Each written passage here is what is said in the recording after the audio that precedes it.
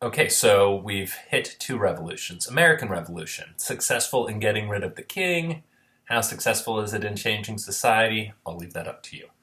French Revolution, successful for a little bit of time, but eventually you've got a ruler who's essentially a king again in charge, although things do perhaps get a little bit more equal for a variety of French people. Moving on to the Haitian Revolution, probably the one you know the least about, but I'm going to argue is the most successful of all of these. So, we talked a little bit about England and France. One thing we need to keep in mind is that all of these areas have colonies, or all these European countries have colonies throughout the globe. And probably the most important, not probably, definitely the most important for France was a place called Saint Dominique, what we call Haiti today. It was the richest colony in the world. There were probably about 8,000 plantations on Saint Dominique that produced something like 40% of the world's sugar supply and probably half of the world's coffee. This is an era where Europeans develop a huge sweet tooth and love getting jacked up on caffeine.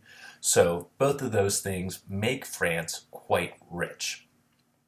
If we think about what is needed to do this, and to do this in a way that makes France particularly rich in the context of the late 18th century, so 1700s, or early 19th century, 1800s, well, you've got a huge slave population, unfortunately, that is required to run these types of plantations. So who lives on Haiti? Well, you've got a population of about 500,000 African-born slaves. 500,000, half a million. And why are they African born? Well, because working in sugar plantations is tough, horrible work in which you die quickly from being overworked. Hot, humid conditions, lots of dangers. So there is a constant importing of new slaves to this island. There are 40,000 slaves probably imported every single year just to replace the ones who die. Okay, that's tough, right? That's very unfortunate part of its history. There are about 30 to 40,000 French white individuals who live there. And they're really split into two different groups. There are the Petit Blanc, right? So French blanc means white, petit means small. The small whites, basically the poor whites who weren't rich enough to own plantations and slaves.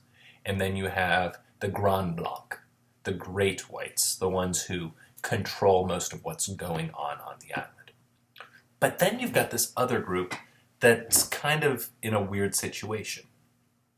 Mixed race individuals who are more often than not referred to as free people of color.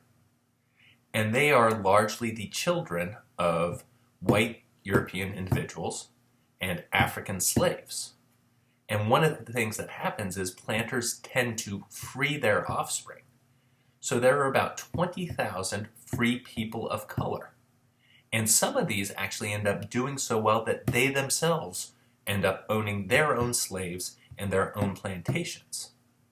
So all of this is really weird, and it's certainly not a recipe for social stability, especially when you think about the fact that there are 7 times as many enslaved individuals on this island as there are free people, whether they are white or black.